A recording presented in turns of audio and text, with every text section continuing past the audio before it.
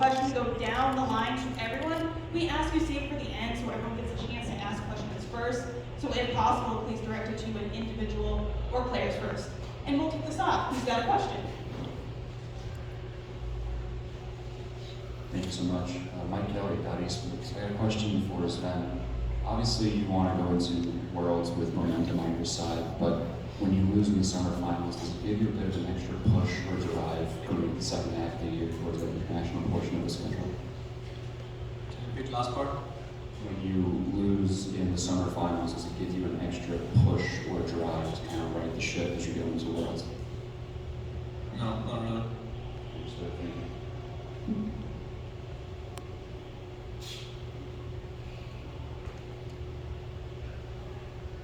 Hi everyone, Jay Silver here with Jay Silver Presents. My question is for Mithy. Before I forget, first of all, thank you guys so much. We really appreciate it. Mithy, obviously today did not go as planned, as Cena would have liked. You guys do have Worlds to look forward to, so is there anything that you could share with us about your thoughts after this game and how you will take this momentum into Worlds? I think today they were just a better team. I think they came better prepared, and that's on me. And they showed new things, and they just played well. Going into Worlds, things are going to be different, and I think this hopefully is like a stepping stone for like our journey. So yeah, obviously it really sucks, but yeah, we'll do our best with Worlds. Thank you, Mithy.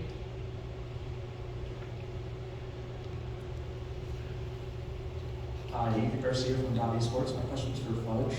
So obviously you guys are returning to Worlds again this year, and this is not new for you in Blackbird, you know. So of the 4 teams that are heading to Worlds, NRG, C9, and Team Liquid, also potentially Golden Guardians, which do you think has the best chance of making it the farthest? I mean, considering NRG won, probably NRG.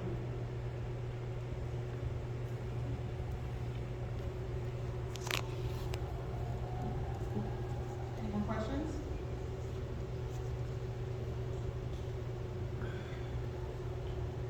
Ben from Tryhard. Thanks guys for your performance today. It was really awesome. And sorry about your loss, but you have like Worlds to look forward to. Can you just speak a little bit about the change in the momentum throughout the game and how hard is it to play in a 5-game or 4-game series like it was today? And just with the back and forth, you win one, you lose one. What is that like, and what goes through your head in those moments? Who's the question for? For Sven or yeah. Anyone? Sorry, I didn't realize it was me. What did you say? My bad. Oh, I'm sorry, man. Yeah, I just asked about the momentum shift when you're in a series like this and you lose and win a game and the back and forth. What is that like to your team, and how do you really go game after game? How much does that like affect your mentality when you're in a tight series like this? I mean, I don't think win or lose is that important for me personally. I think just how I played in the series affects me more than the outcome of the series. I think that we didn't adapt super well between games, which is partly on me. Yeah, I think that they just had better preparation, better adaptation, and they played better in the games too, which is partly my fault because I didn't play very well today. So.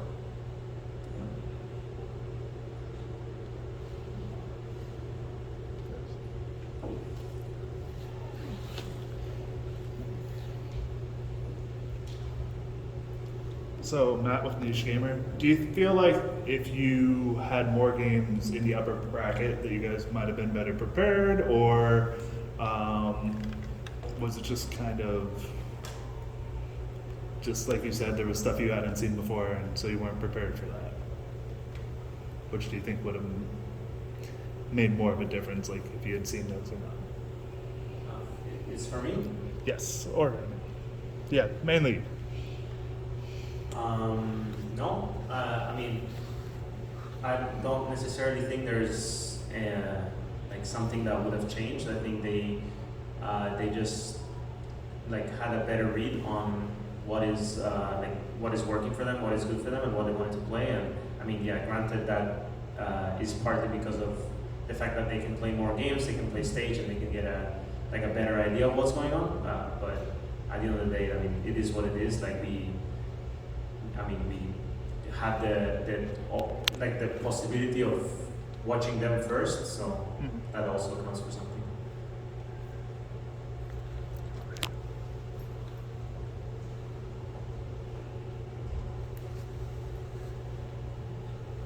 Hi, Brian Rockwood with the Game House, and this question is for Blauer. During the draft, it looked like you guys were kind of like mulling through a couple of different strategies. What kind of adjustments did you guys make mid-series during your drafts to try to give you an advantage? And would you see that was something that was kind of giving a lot of trouble throughout the series? I think that during the series we realized we weren't handling like being outranged and outpoked well, so that's honestly mainly what we wanted to change going into the future games after we lost games 2 and I guess 3. But I think we weren't handling getting outranged well in this series. Normally I feel like we're pretty good against it, so it kind of sucked for today. Thank you.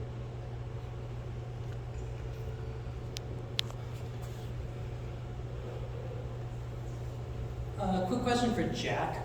Jack, I know that C9 has come from these difficult games before and done well at Worlds following the summer split. I know for you, particularly, you focus on a big portion of your staff to help improve mental health and physical health. So after today's loss, what do you think is going to be important from a managerial standpoint to make sure that Cloud9 is rested, well prepared mentally and physically to endure the next long month in Korea?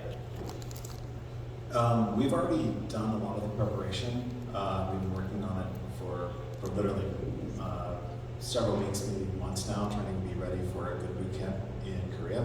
So we've already put the work and effort ahead. Actually, Tran, our VP of talent, went out to Korea, stayed at several different boot camp places to find out what would be the best place for us. So we put that work in. These guys, they're all pros. They've been doing this for a long time, and it sucks for them right now because they put in a ton of work for the last several weeks to try to get the victory today.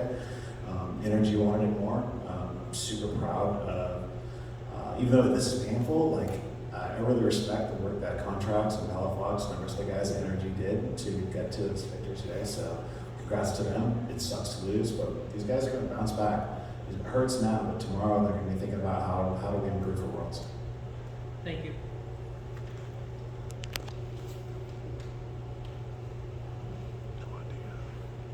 How's it going? This is for M&S.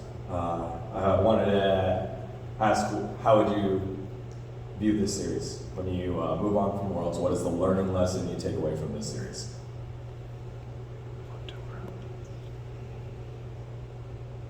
Obviously, do we have a translator? Is it here? David's at that one, right? Come on, David, come grab my mic. Is it?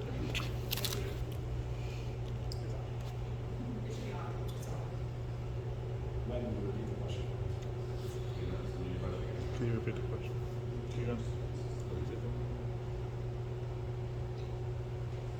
Sorry.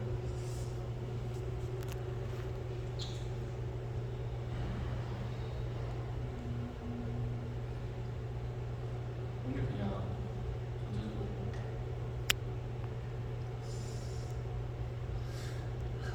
like think honestly when I play game and if I play something badly, I know what I need to play at that moment. But today I actually don't know what I could do better or what I could think more. Like this emotion is my first time when I play pro player. So I'm gonna think what I can do. Just everything like condition or like champion pro play or my in-game comms, just whatever. So, but one thing is, like one good thing is, actually, I think I didn't think enemy like respectful. So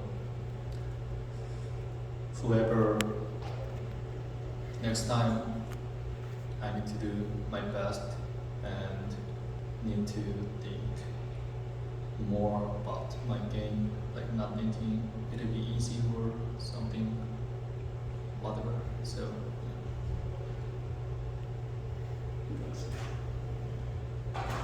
Thanks, Sam.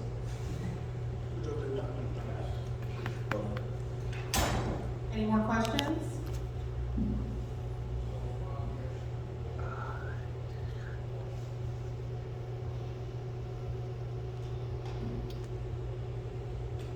This is for any of the players who want to sort of answer this, but C9 has sort of had this sort of overwhelming pressure, I think, from the community and from the fans, and you guys were the bad guys coming in today. But you know, I'm wondering, like, did today feel different than the other times, especially the players who've been in finals, who've been in these positions before? Like, did today feel like it was? Did it feel like it was a lot more pressure because you're the bad guys coming in? Did you feel like it was hard to keep that focus, or was it?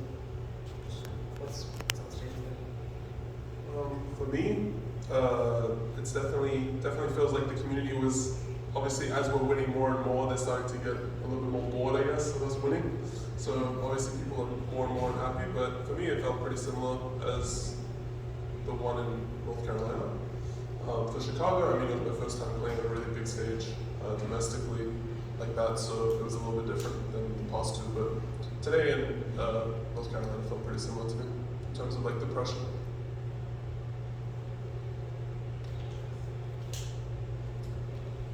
Last call for questions.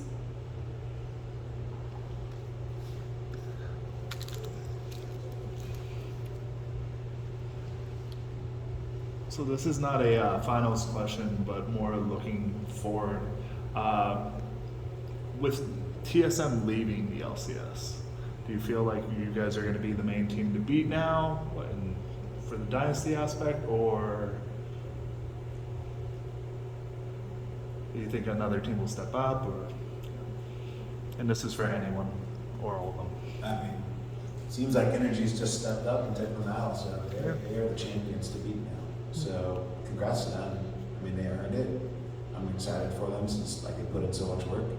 Now they can take the pressure as being champions next spring, and we can try to take that crown.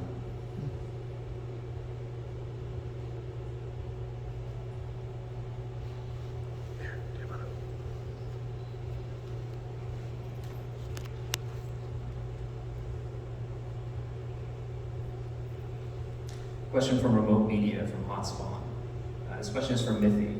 We saw Kaisa being first picked by you guys in Game 1 to success, then NRG winning Games 2 and 3 with their own Poke Comp iteration. You decided to ban Kaisa in Game 4 despite being on blue side. What was your reasoning behind this? I mean, hindsight, I think it wasn't really a mistake. We just thought that if they were out of Kaisa, that they would struggle a lot more. So we wanted to pick something against Zeri that we had prepared, but it just didn't happen because they just banned and picked well in 4-5. In hindsight, we probably should have just picked Zeri early on, and I still think the draft would have been pretty good for us. But yeah, we were just losing early game a lot, so we tried picking something more aggressive early game. That's basically it. Yeah. Thank you. All right, follow-up question for the series. When you saw NRG kind of like prioritizing those stopwatch items, what was kind of the thought process in not picking them up or just playing around those? And that could be Sven and Blabber, if they want to answer.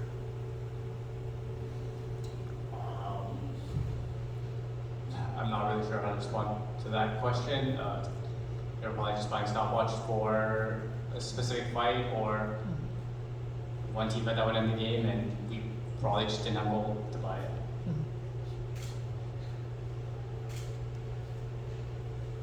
We have time for 2 more questions. Anyone else have questions for Cloud9? Oh, we good. I'll go one more. Going once. Yep. Here we go. Arch in front. You're last. You on first, and then Arch, close it out. This one is for Berserker, since no one's asked Berserker a question. Same question I asked M&S. What's the learning lesson from this series, moving to Worlds? What's the running? Yeah, what did you learn? At this point, I'm not sure, to be honest. I mean, like, I usually just like forgot after game, like at all. So, you know, I just don't remember like for game, like exactly. So I used to watch like again and then review, I guess. Thanks. And our final question.